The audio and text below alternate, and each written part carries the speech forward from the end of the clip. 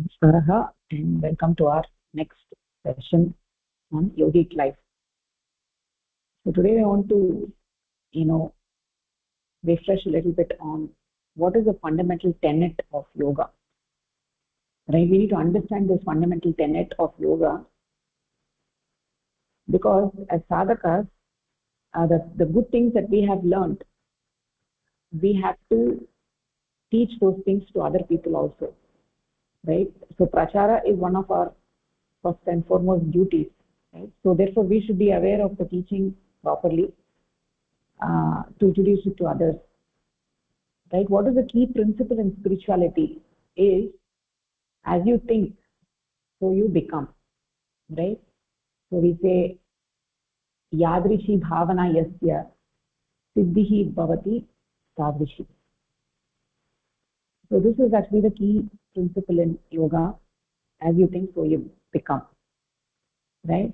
So we have talked about this several times. Human being is a mind predominant being. Right? So whatever we think has a lot of importance, and we need to understand this fully. Right? As sadhakas, we need to fully understand this, that as we think, so we become.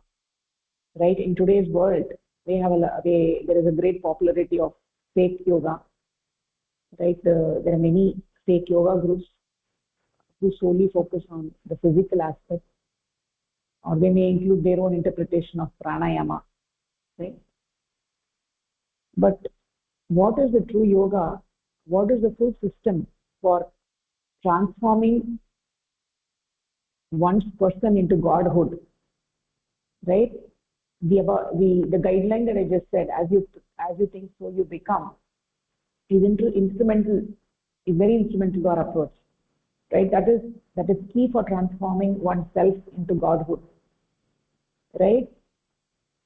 As you think, so you become. What does it mean? It means we need to have some control, some restraint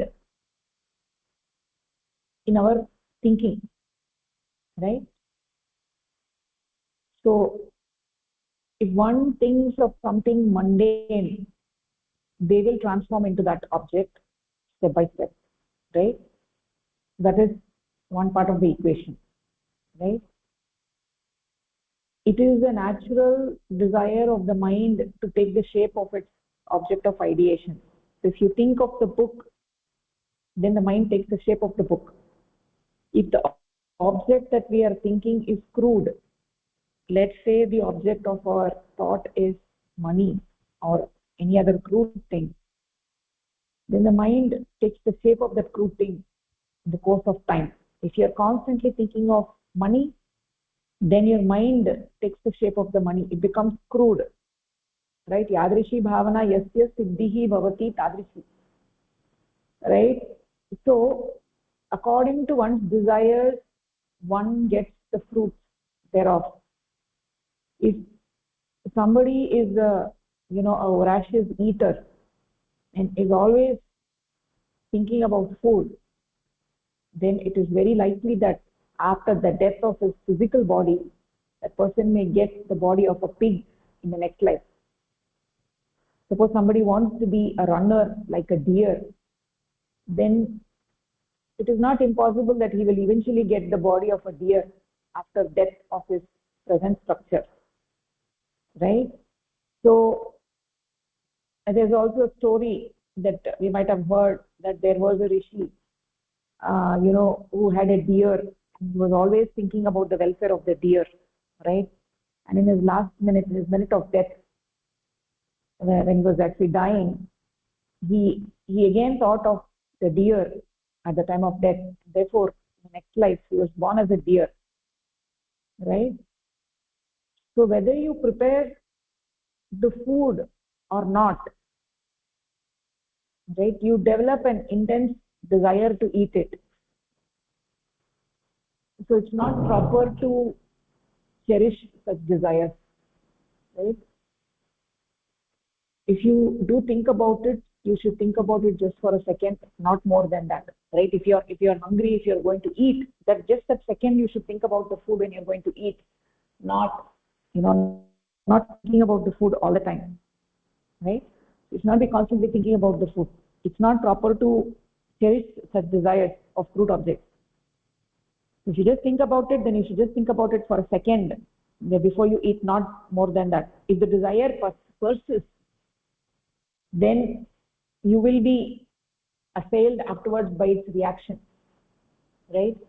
If, for instance, if somebody thinks of thieves for a long period of time, if you're constantly thinking of stealing, right, or you're constantly thinking of the thieves, then after a period of time the idea of stealing may come into your mind, right? So these types of undesirable thoughts should not be encouraged, right? Whenever any thought arises in the mind, it should be immediately channeled towards Paramatma, to Paramapurusha.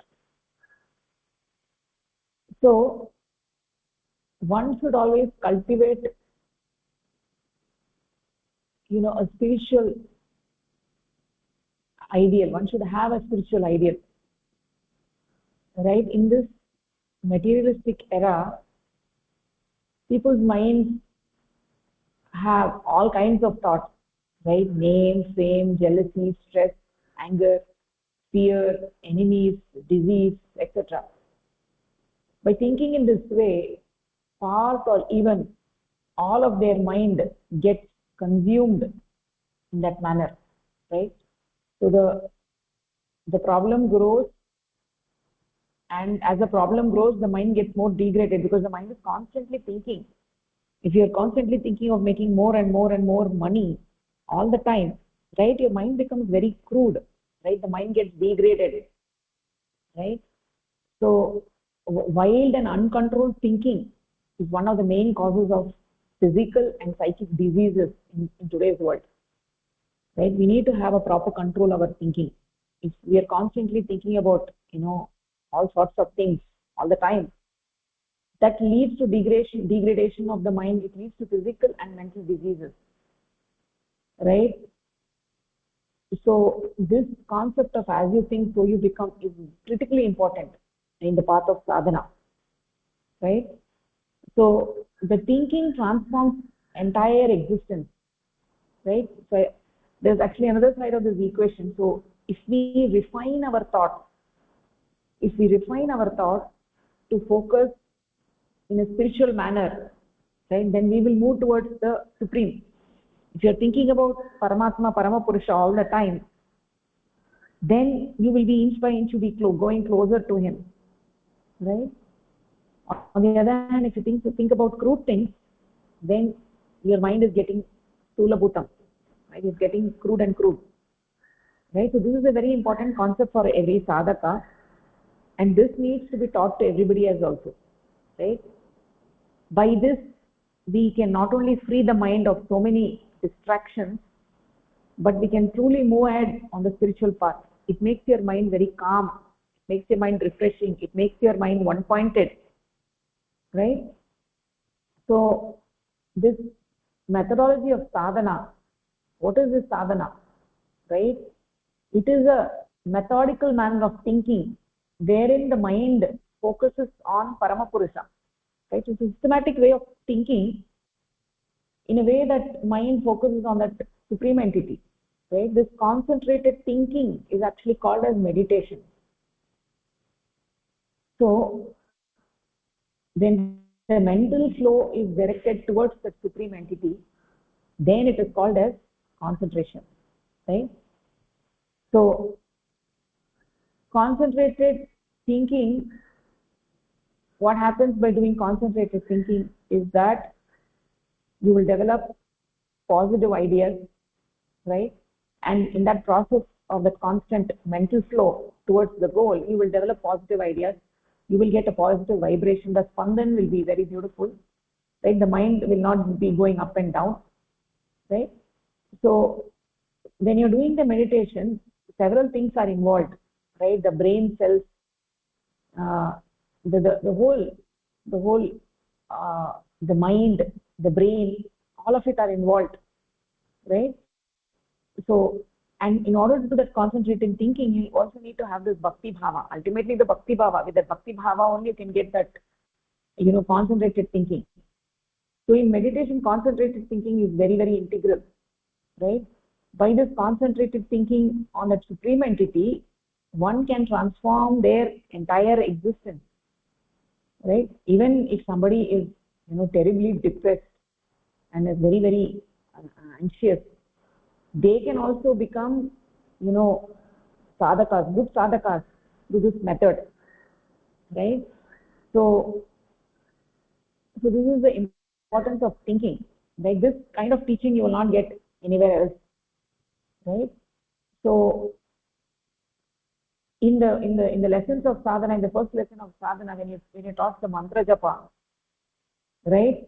That is nothing but it is the practice of as you think so you become, by bringing the mind back again and again to the idea of mantra, right? When you're a new sadhaka and you're sitting in sadhana, it is quite evident that the mind is running from one thing to another. Again and again you're chasing and you're bringing that mind back to the idea of mantra. By doing this constantly, you're training the mind to maintain that flow, right? Saila dharavat.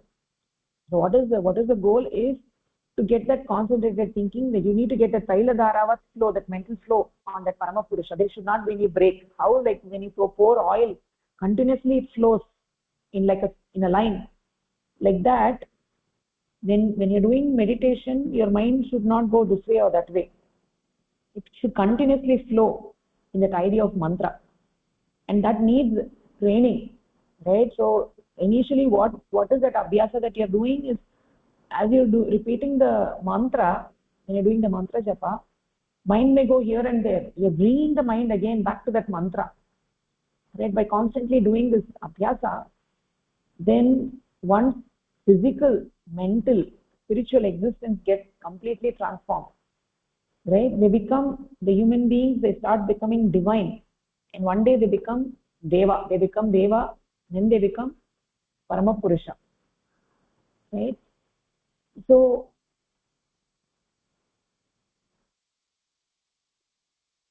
when you, as you think so you become. So when you think of a stone or a wood or a metal, then you will become that object. Your entire existence will be converted into your psychic object. Therefore, you should select your psychic object, your mental object, very, very carefully. What is the subject of your mind is a very important topic. You can't let your mind run here and there, right? What is the topic that I will give to my mind has to be selected very, very carefully. So, and this concept has to be shared with other people also, right? By doing this, what happens is that we become more and more aware of the use of that mantra, either during the meditation or even after sadhana, right? So as you think so you become is an important aspect. So many in the world nowadays are looking for something new, right? And we have all the practices that can transform one's life, right? So in the first lesson we did the mantra japa. We learned about the mantra japa. Those who have got the sadhana diksha, who have come to Shavir, have learned the first lesson. They know the mantra japa, right? So a person adopts the body according to their object of ideation, right? If the object of your ideation is a crude thing, and that is the type of body you will get in your next life. That means their own self is transformed into that entity. If you're constantly thinking of a cat, all the time if you're thinking of a cat, right, you will become that entity in the future, right? When you get a rebirth, you will be that entity. If you're constantly thinking about money, you become that. If you're constantly thinking about your son or your daughter, constantly 24 hours you're thinking of them, then you'll become them, right? So there are people in this world who are worshipping different forms of prakriti, right? Either it is like wood or stone or metal or whatever, right? They they adopt a body according to their object of ideation. So object of thought, if they're thinking about prakriti, they will take the shape of that prakriti, right? Such a kind of people are called as prakriti leela. Prakriti leela, they become one with prakriti and remain there for an indefinite period, the prakriti leela, right? So if you're constantly thinking of, an item of prakriti, you become that prakriti and you stay as prakriti for a very, very long time, and it is a very painful existence. So we don't want to be that crude object for an extremely long period of time, right? So what we think has such a profound effect on our progress. Therefore every sadhaka should be very keen to cultivate, thoughts of Paramapurusha all the time, each and every minute. By this way you will become one with Paramapurusha by his grace. And this topic needs to be taught over and over and over to everybody. And the reason for that is you're helping other people is one thing, and also you're helping yourself. By constantly teaching other people, it becomes very, very deeply engraved in your heart that what you think is essentially important, very critically important, right? You will pay more attention to what you think. If you not let your thoughts to go here and there, right? So this yadrishi bhavna yasya siddhir bhavati tadrishi is extremely important, right? And what is the real meaning of yoga? So yoga is the merging of the unit consciousness and the supreme consciousness. That is what is real yoga, not the fake yoga where they only talk about the physical aspect. This merging of the unit consciousness, samyogo yogah ityuktau jivatma paramatmanoh sanyogah yogah. This sanyoga of jivatma and paramatma, it takes place when the sadhaka, he establishes a loving relationship with that Paramapurusha, right? And in order to establish that loving relationship with Paramapurusha, you need to be thinking of that entity all the time, right? So in the teenage years, there is like a boy who meets a girl and he's constantly thinking of her all the time, right? That is a crude example, but he's constantly thinking of her all the time and he cannot think of anything, and he all of a sudden starts getting deep love. And how is it that he's getting deep love to some person, even though it may be a crude thing? He has never met that girl before, he has never seen her before, and he has only seen her only for one time now, and he may come and tell you that he has very deep love for that person, right? How is it that he has developed such deep love? He is only thinking of that person, right? When it is possible at the physical level, which is as a crude example, that the love between a boy and a girl, like that, the love that you have for Paramapurusha should be so intense that you cannot think of anything else, that you're only thinking of that Paramatma all the time, right? That kind of love we need to develop, like a love of Mirabai, right? Mirabai could not think of anybody other than Krishna. She was thinking about Krishna all the time, day in and day out. That is what she was thinking. And as she was thinking of Krishna all the time, as you think, so you become, is a good example, Mirabai. So ultimately she was able to get that Krishna, right? So even though this concept sounds very simple and straightforward, but it is extremely powerful, and it is one of the key tenets of yoga, the key principle of yoga. This is something that we need to learn and we need to teach other people, and by teaching other people you're benefiting them and also you're benefiting yourself, right? This is what we need to understand. Okay, any questions on this?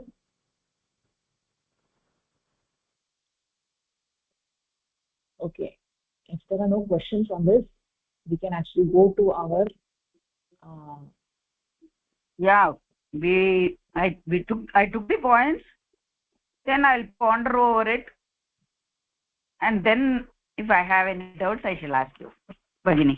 yeah, it's very good, Bhagini, very extremely good. It's very important to ponder on it. Yeah, it's good. It's good that you're taking notes and you're going to think about it. Very good, Bhagini. Excellent. Okay, so we were actually on the topic of Yama and Niyama. right? We were talking on the topic of asteya. Right? We talked about satya, and we talked about asteya in the last week. So we need to properly understand what is the meaning of asteya, right? In today's world, people don't understand what is the meaning of, what is the full meaning of asteya. It is it's very comprehensive, right? It includes, right, not stealing, the four types of stealing, right? Asteya means non stealing, not to take possession of something that belongs to others. And there are four types of stealing, right? In the world we only understand the physical stealing, where somebody takes somebody else's object. If Ram goes and takes Shyam's car without his permission, then it is stealing. That is what we understand in the world. That is the physical aspect. There are four types of stealing. There's the physical theft, which we are all familiar with, right? But there is also something called as a psychic theft, the mental theft, where you actually did not take you do not take the physical possession of somebody else's object, but you are planning in your mind to take that object, right? That is the mental theft, right? A sadhaka should also not have this mental theft, because this is also steya, right? And then uh, also, like, if you are supposed to give something to somebody, right, for something that they gave you, you have to give something to them, and you don't give them what actually what they are entitled to, then that is also a kind of theft, right? You're depriving others of their due physically, right? Like, let's say that somebody works for you and you're supposed to give them 100 rupees, and you don't give them that 100 rupees. That is also stealing, right? And then you're supposed to give them somebody 100 rupees for the work that they did. You eventually end up giving them 100 rupees, but you thought in your mind, I don't want to give them, right? That the thinking that I want to deprive them of the 100 rupees, that is also kind of a theft. So these four kinds of stealing are critically important to understand what is the true meaning of asteya. And ultimately, the reason why we are following it is to please that supreme entity. We are trying to develop a link between the individual self and the infinite entity, and that link is built on the foundation of Yama and Niyama, right? Ultimately, these are the spiritual points that says, it is not enough just to say that I'm a good person, but I follow no spiritual code, but I'm just a good person. I just follow the basic moral principles, but I don't follow the spiritual morality. Then it only takes you so far, right? One can only resist so far, but it needs something deeper than that, and the deeper thing is a relationship with the supreme entity, with that Parama Purusha, right?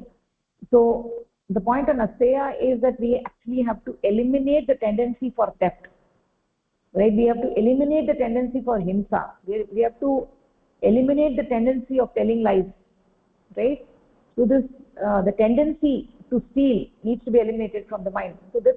So normally one person may not steal, but in some extreme circumstances he may end up stealing, right? That kind of tendency from the mind needs to be eliminated. By following the spiritual code, the mind reaches a state of purity. Then it becomes much easier to establish a relationship with that Parama Purusha through sadhana, right? So sadhana is critically important for following all these principles of Yama and Niyama. And in order to do sadhana, you need to follow this, right? So it's like a chicken and egg thing. So you learn about these things, and you start following, and you continue doing sadhana. By doing sadhana, you get established in these things. You become your following of these principles becomes very steady, right? Very strong, right? So we saw the example of a person traveling in a train without purchasing ticket, right? So this is a relationship where railway is rendering services for which you need to pay. If you're traveling without paying, then you're not giving them what is due to them, right? You're depriving what is due to them, and this is also stealing. This is also stealing, even though people may give you all sorts of excuses for saying, no, this is not stealing. But actually speaking, this is also stealing, right? If they travel without a ticket, and then and then if they get caught, then they give you all kinds of lectures. They may say that, oh, the country is not giving us this and that, and the service is not good, why should I pay for it, and this and that. They may give you all sorts of excuses for the corruption, right? So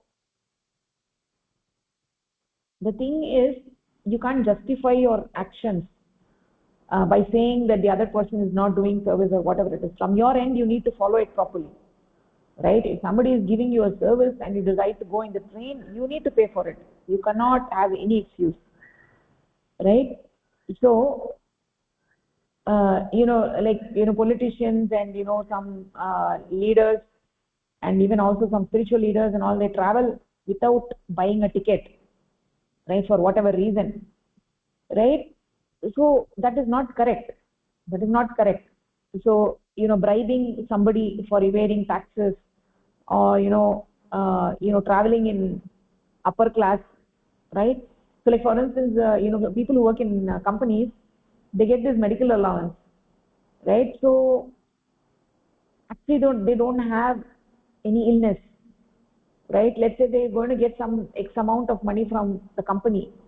So what they do is they go to the medical shop and they buy fake bills, right? As if they have purchased all these medications for X amount, and then they give the medical shop a little bit of money as a bribe, and then they get the bill, and then they give the bill to their company and get that allowance, medical allowance. So this is actually fraud. This is stealing, right? So whatever excuse one may give, right? People get travel allowance where they don't actually travel, but then they create fake bills and give to the company and get travel allowance. So these are all different kinds of stealing which come under the category of 3 and 4. They are depriving others,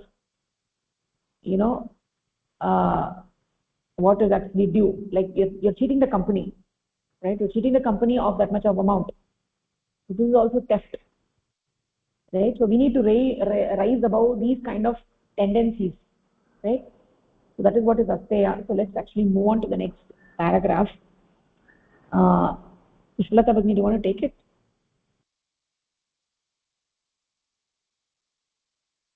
Bhagini. All these tendencies to steal are contradictory to the code of asteya. In many cases, even educated people often act knowingly against the principle of asteya, or do not want to accept that petty stealing violates it. The author was once questioned by an acquaintance who was a railway employee as to why he has purchased a full ticket for a nephew aged 13 years, when a half ticket might have done. Half tickets being permitted up to the age of 12 only. So the actually stealing or thinking about stealing, or without paying dues to someone, or thinking about not paying but paying it later, all this or the this one of aseya. But even people who very well know they shouldn't do it, they indulge in all this petty things.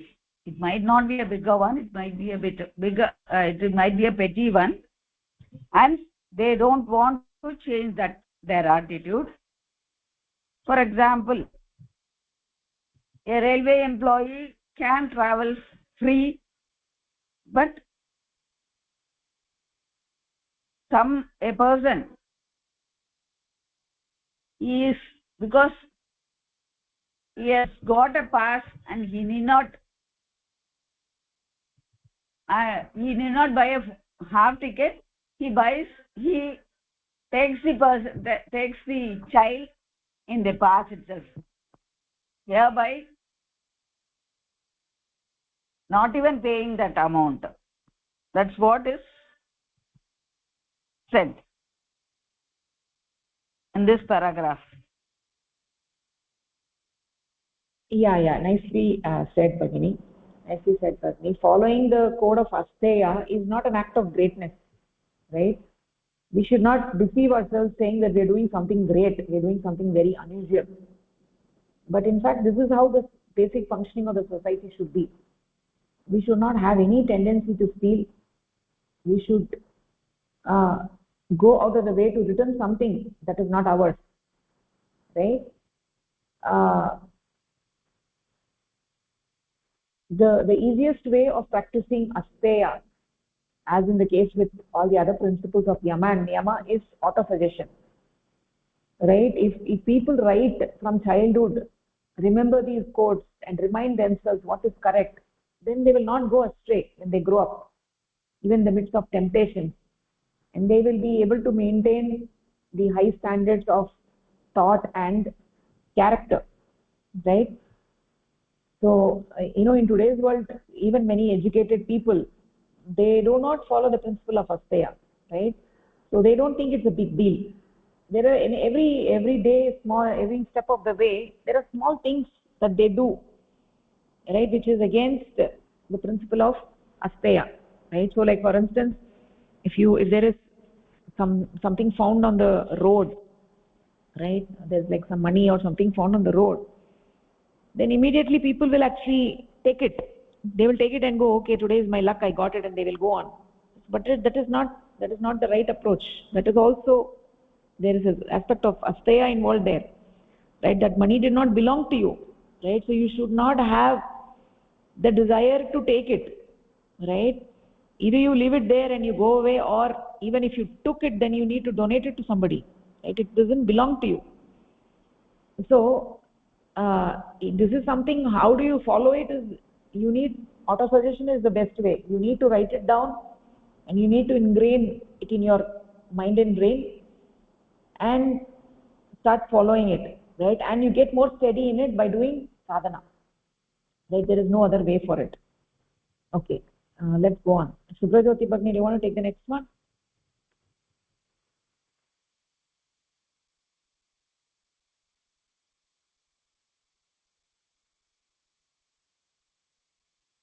Bhagini, are you there? Subrajyoti Bhagini, you're on mute. Hari Om. Can you hear me? Subrajyoti Bhagini.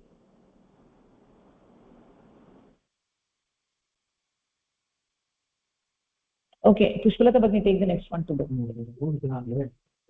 There are some moralists. Oh, okay, 1 second, Bhagini. Oh, not able to read. Okay, Bhagini, Pushpalata Bhagini. Okay. There are some moralists who do not want to cheat any particular individual, but do not consider anything wrong in cheating the well-to-do or the government.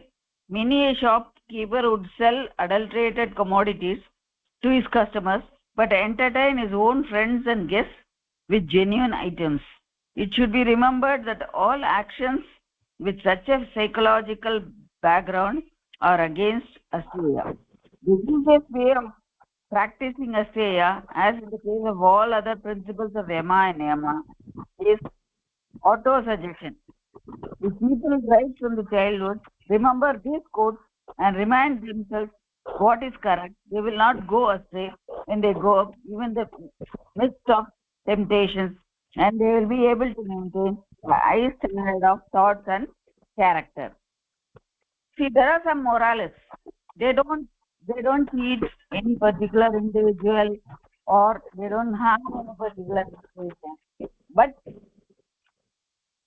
they do consider that it is not wrong if you cheat the rich people or the government. The shopkeepers, there are some shopkeepers who sell adulterated products to the customers, but give a proper reason to get their to be in good books of someone. They give very good things to other people whom they know very well. So all this are not correct, and right from childhood we should follow a auto suggestion telling that you shouldn't go against the code of conduct. So right from childhood, if you start following it, then we become, we will be able to maintain the high standard of thoughts and character, and we will not go astray amid of any temptations to do anything wrong, even if it is a petty thing. Okay, that's what is said in this paragraph. Yeah, very nicely said. So I will just emphasize about 2 points. One is the psychological background. All actions with such a psychological background are against asteya. So what this means is that asteya is very cut and dry, it's very straightforward. Right? The discussion that we had on ahimsa was more lengthy because that required detailed analysis of various scenarios to properly understand exactly what's going on. Right? What is ahimsa and what is himsa and what is not himsa. But if the asteya is very straightforward. If any time somebody is trying to justify within themselves why to do such an action, then the chances are, that what they are talking about is against asteya, right? So the depriving others that are due to them physically. So people who are very straightforward, very innocent, these questions actually come up, right? So you go in the train without getting a ticket, right? So all these times, the people who are honest and straight, they understand all these things. It's not difficult. It's very, very straightforward that you can't travel without a ticket, right? So people who are very, very honest in other areas of life, sometimes they may have this temptation, right? They may have a temptation to do something wrong. They may have a tendency to do something wrong. We need to eliminate the tendency to do something wrong, and that is possible by doing sadhana, right? That is only possible by doing sadhana. But on the other hand, this concept of asteya is very, very straightforward, and we have to follow it, right? So if people in the society, we can see people, right, who are very, very honest, generally who are very honest on an individual level, but sometimes they don't feel it is wrong to cheat the government, right? For instance, some transaction they don't want to give a bill for it, right? Like a shopkeeper who is generally very honest and does a decent job, but then when it is to the government, or when it is to a well-to-do person, or somebody who is rich, to such a person, he might want to do something, he might want to sell without giving a bill, or he may want to sell a product which is not good, right? So, and then they have all sorts of reasons for justifying that, right? So if somebody is genuinely honest, then they will not do that, right? They will not do this, because it's a type of stealing, right? If it's sincere, he will not do this. The rich people may be exploiters, and maybe the government is exploiting the people, but that doesn't give you the right to give them the justice. You are not at that position where you can give them the justice, right? By cheating them, you are only aggravating the problem. You are not going to be a part of the solution, but you're going to be a part of the problem, right? So the poor people are getting exploited, but that doesn't give you the right to exploit the government or exploit somebody else, right? So the psychological background is very important. All actions with a psychological background are against asteya, right? So we need to become part of the solution and not become part of the problem, right? So the auto suggestion is very important. We need to ingrain in your heart the principles of yama and niyama, so that you're able to apply it at the right time, right? Okay, actually let's go on to the next one. Let me kindly take the next one. Brahmacharya.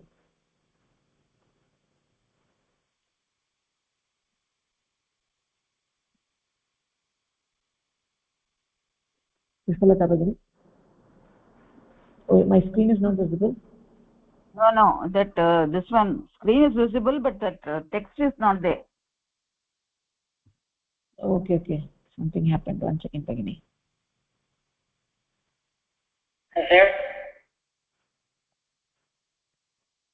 Okay, now you must be able to see. Can you see? Brahmacharya.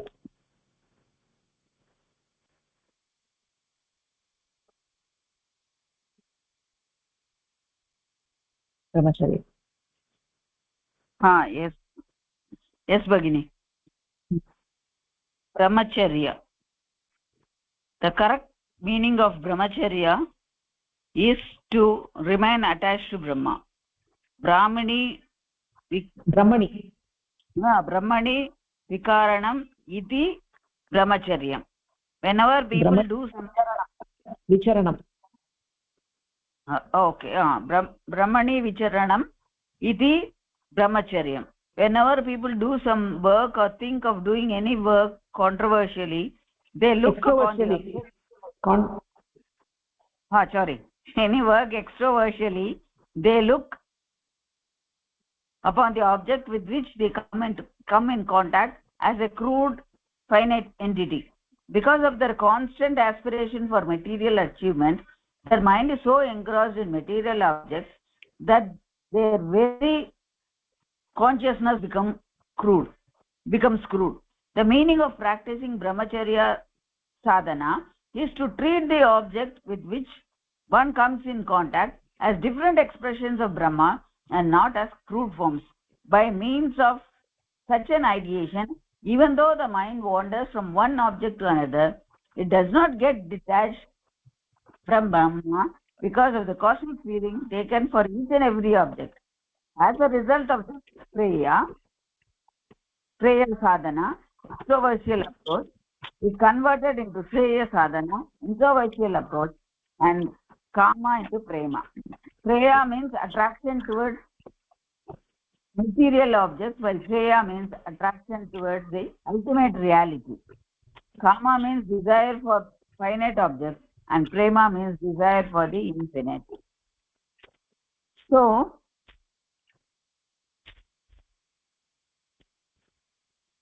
we have to follow the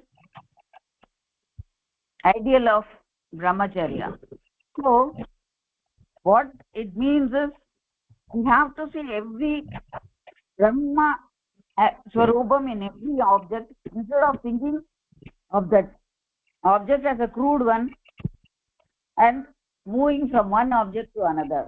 Because if you start seeing the Brahma in each and every object, our mind will not wander from one object to another. It will be, in fact, within one concept, that is, we are thinking of Brahma or move towards the infinite entity. So, because of this thought, the prema sadhana, that is, what is external approach of seeing everything, changes to Shreya sadhana, which means we are getting attracted towards the ultimate infinity. So, instead of having Kama, love for external objects or the finite objects, which is very temporary, it should be converted to Prema, a desire for the infinite. That is what is said in this paragraph. Yeah, nicely said, Bhagini. This paragraph is very, very important. This brahmacharya, this principle of brahmacharya in Yama is the most important, right? Of all the principles of Yama, brahmacharya is extremely important. The point of brahmacharya marks the difference between success and failure in spiritual life, right? Those who are unable to live a life of brahmacharya, they get attached to finite things, right? Why do they get attached? Is because they see those things as finite rather than expression of Paramapurusha.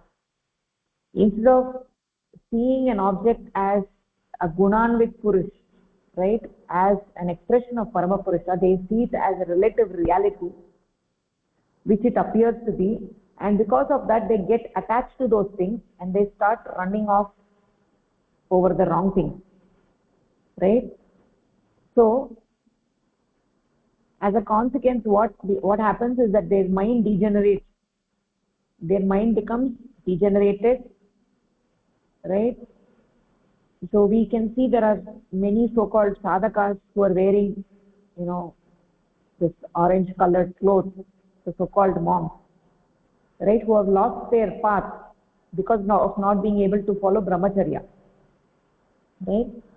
So brahmacharya is a very, very important thing, but ultimately through sadhana, ultimately through doing sadhana, one gets the experience of that Purusha, right? Through sadhana, one gets the experience of Purusha and then applies that during the other 22 hours of the day, right? So when they're not doing sadhana, then they apply that to that experience in sadhana for the rest of their existence through the principle of brahmacharya. You're seeing everything in this world as an expression of that Paramapurusha, right? One's ability to do this will determine one's success in life as a sadhaka. Therefore, this point is very, very, very important, right? Of the 5 points of Yama, this is the most important. This is the base. Without brahmacharya, one will not be able to be successful in other points, right? We talked about ahimsa, satya, asteya, right? And the 5th point is aparigraha. So all of the other points depend on brahmacharya. So brahmacharya is critically important, right? Every sentence in this paragraph is a jewel, right? Everything. So what is brahmacharya? Brahmani vicharanam. Brahmani vicharanam means moving in Brahma, right? That means we should have the feeling and the ideation of bhava that nothing in this world is crude, nothing is stula. Everything appears stula because of the 3 gunas of prakriti, but actually it is not stula, it is sukshma. It is made of that Paramapurusha. And to the extent that we are able to feel that inner, right, that inner bhava, this is not an intellectual idea. Right? This is not an intellectual idea, right? Jnanis, they cannot do this, right? Brahmacharya is a practical point which needs having this deep, deep bhava for Paramapurusha and having the deep attraction for Paramapurusha. Then only when they can do this adhyaropa. This adhyaropa is you're superimposing the bhava of Paramapurusha on every object in this universe, right? Imposing that bhava of Paramapurusha that one has in one's heart and mind on every object in this universe, right? We know the Srishti Chakra, even when we look at a stone, right? That is also, it is made of Panchabhuta, which is made of Bhumaman, which is made of Purusha, right? So when we look at another human being, they are a manifestation of Paramapurusha. When we look at money, when we look at a stone, when we look at a metal, whatever it is that we are looking at, everything is a manifestation of the Paramapurusha. And one, to that extent that one can keep that ideation throughout the day, that will be determining one's ability to get success. So if you're getting success in spirituality or not is determined by this brahmacharya bhava. If one forgets this, then what happens? Then one becomes selfish and one's motivation for doing basic actions in this world changes to that extent, that to that extent that one can have everything done for pleasing Paramapurusha, one will get success. Right? To that extent one is doing things for one's own self, for one's own small mind.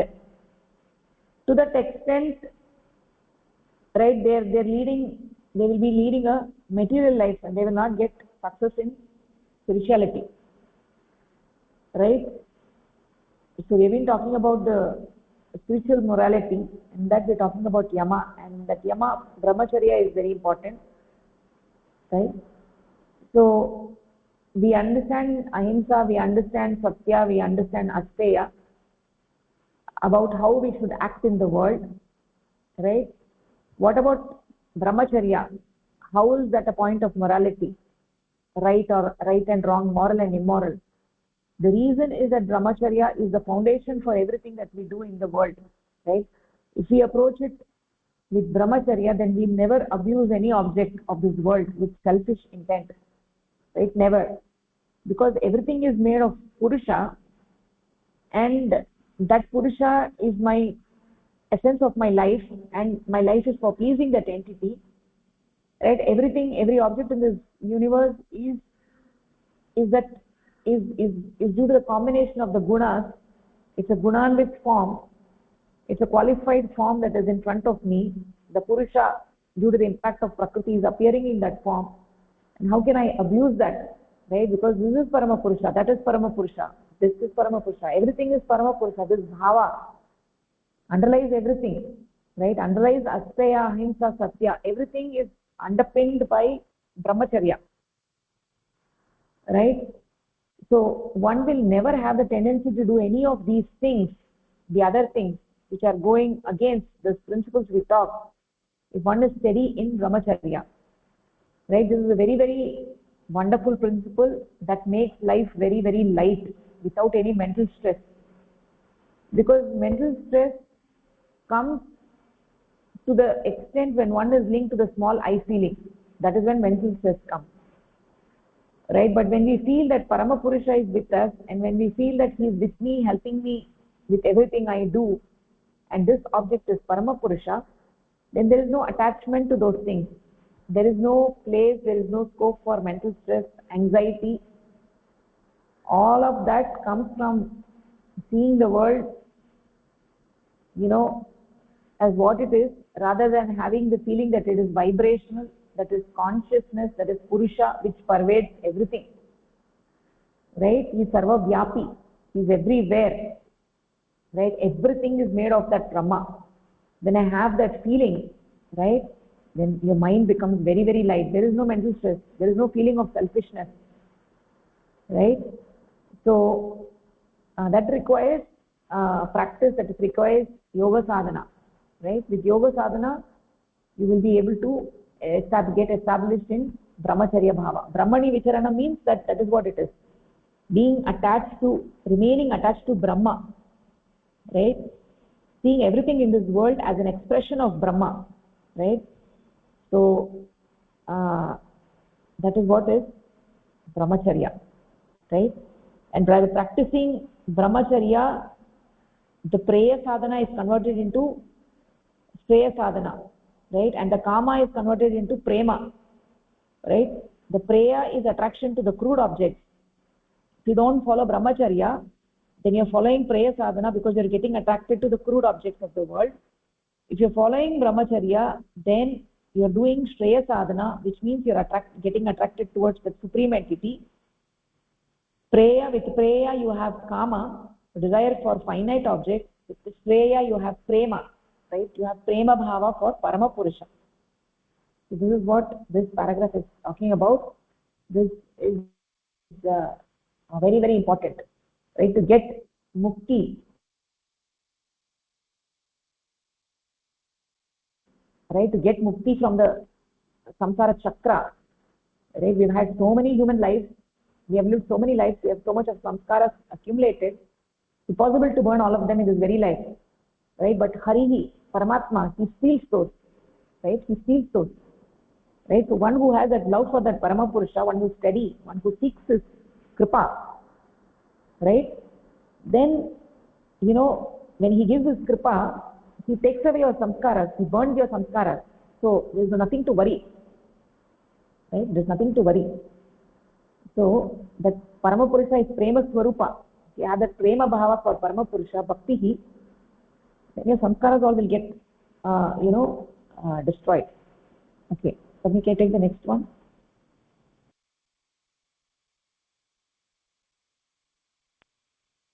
Many misinterpret brahmacharya to mean preservation of semen.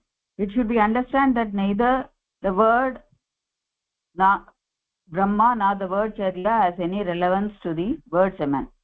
It is certainly true that if the correct meaning of the word Brahmacharya is accepted, that is, to feel the cosmic entity in every material object, control in life becomes essential. So many of them have misinterpreting the word Brahmacharya as preservation of semen, though that word by itself has no relevance to that word, to the word semen. So if we should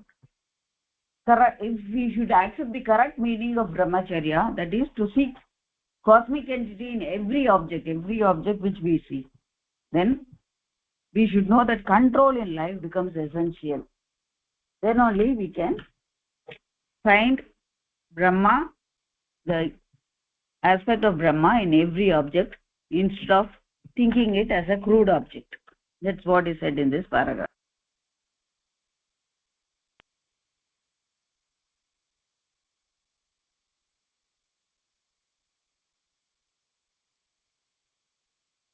Bhagini? Sorry, very nicely said, Bhagini. Thank you. I was just talking when it was on mute. Okay. So this is a very important point, right? This concept of Brahmacharya has been misunderstood, widely misunderstood in India. People think that if you don't get married and you wear orange colored clothes, then you're following Brahmacharya, right? That is the misconception, the misinterpretation of Brahmacharya, right? And people think that it means to preserve semen, right? So these are all not really Brahmacharya. These are all wrong definitions, right? So whether it is a grahastha or a sannyasi or whoever, right? Everybody can follow Brahmacharya because we know what the meaning of Brahmacharya is. Brahmani Vicharanam, right? It doesn't mean that not getting married, right? So it doesn't mean not having children. Having children means going against Brahmacharya, right? So whether you are a grahastha or a sannyasi, everybody can follow Brahmacharya. What is the true definition of Brahmacharya? Everybody should follow the principles of Yama and Niyama, right? Everybody should follow the principles of morality, right? So it has nothing to do with the proper use of it, right? The proper use of the term Brahmacharya is Brahmani Vicharanam, that everything is made of that Brahma, everything is made of Purusha, and when one has that feeling, then there would not be any tendency to misuse that, right? To make proper usage of our faculties, right? So the proper usage of our faculties in our body is possible through understanding the correct terminology of Brahmacharya. It does not mean that somebody should not have children, right? Or it has nothing to do with whether somebody has children or not, right? So if somebody is propagating such idea, it is only to exploit or suppress the members of society, right? So this control in life, right? This control in life is very essential, right? So we need to understand the correct meaning of Brahmacharya, and when you follow the correct meaning of Brahmacharya, the control in life it automatically starts applying, right? So control in life is essential, and one will not be indulging in using our faculties when they don't involve having children, right? So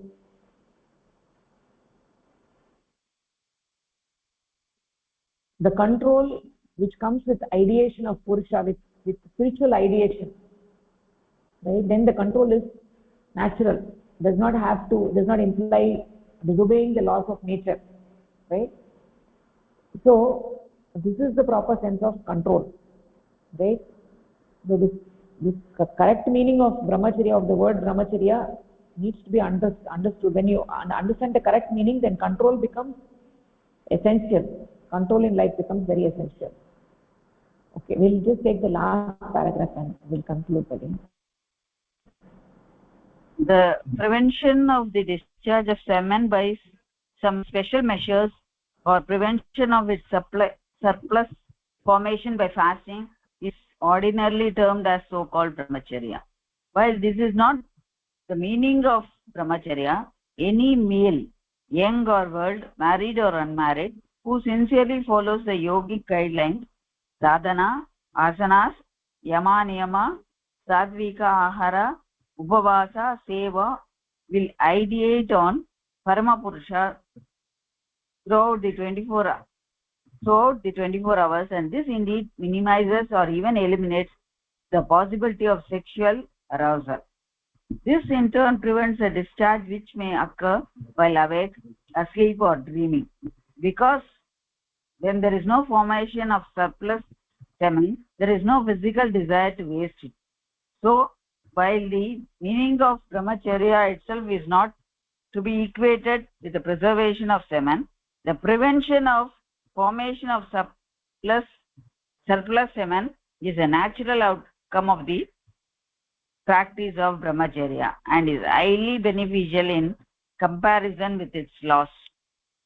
By following the yogic guidelines of spiritual life, prevention of the formation of surplus semen can be achieved.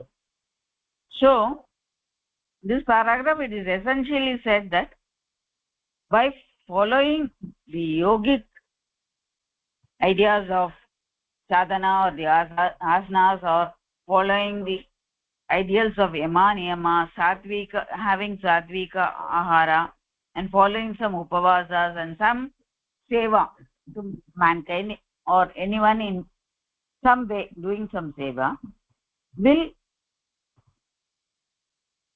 ideate on, will think of Paramapurusha all the 24 hours, and also this helps in eliminating the excess formation of semen, which arouses the sexual instinct. So this should be practiced, and the formation, instead of formation of the sexual, the more of surplus semen, it is better to discharge whatever is available and whatever is being done. So first thing, seeing Brahma in every Swarupa by following brahmacharya, and to have a control by following the sadhanas, the upavasas and sevas, we can first prevent the formation of surplus semen, and slowly we can move forward to achieve the infinite Brahma Swarupa. That's what is said in this paragraph. The point is that if somebody is leading a sattvic life, following yoganishta jivanam and taking the spiritual ideation involved in sadhana, mind is not thinking of crude things, then the combined result of all this, right, the sattvic ahara and asanas and sadhana and spiritual ideation, then the surplus semen is not produced at all, right? The tendencies that other people, the people have who are not sadhakas, those kind of tendencies will not be there. People in the world have terrible problems with this sexual faculty, right? They think about it constantly, they can't escape from it. Particularly you can see it not only in the Western world, you can see it everywhere, right? So if somebody is not leading a sattvic life, then this is going to happen, right? This is going to happen more with males compared to females, right? So if somebody is leading a yogic life, then their whole existence, their physiological processes in their body, their whole physical existence and their psychic existence, and also to some extent their spiritual existence, everything is changed. Because of that, they don't have this problem that they have this surplus discharge of semen, right? So there are some people who are so-called sadhakas, right? But behind the back they do all sorts of things, right? Such kind of people, they're not really following brahmacharya, right? Is not their sexual faculty is also not dealt in a proper way. They cannot be called as sadhakas at all, right? So if somebody is leading a yoganistha jivanam, then all these tendencies are minimized, right? There is no surplus formation at all, right? And there is no wastage. There is no wastage of semen. So brahmacharya itself does not mean preservation of semen, but when one is practicing the true meaning of brahmacharya, then surplus semen is not formed at all, right? By leading a yogic life, surplus semen is not formed at all. It becomes a non-issue, right? So that is a natural outcome of being a sadhaka and following brahmacharya bhava, right? So that is what this paragraph is talking about. We can actually conclude the session over here. Any questions so far? Now understood. So still furthermore, if we read, we will understand it. Yeah. Okay, very good. So we'll stop over here. धन्यवादः, नमस्कारः. धन्यवादः, नमस्कारः.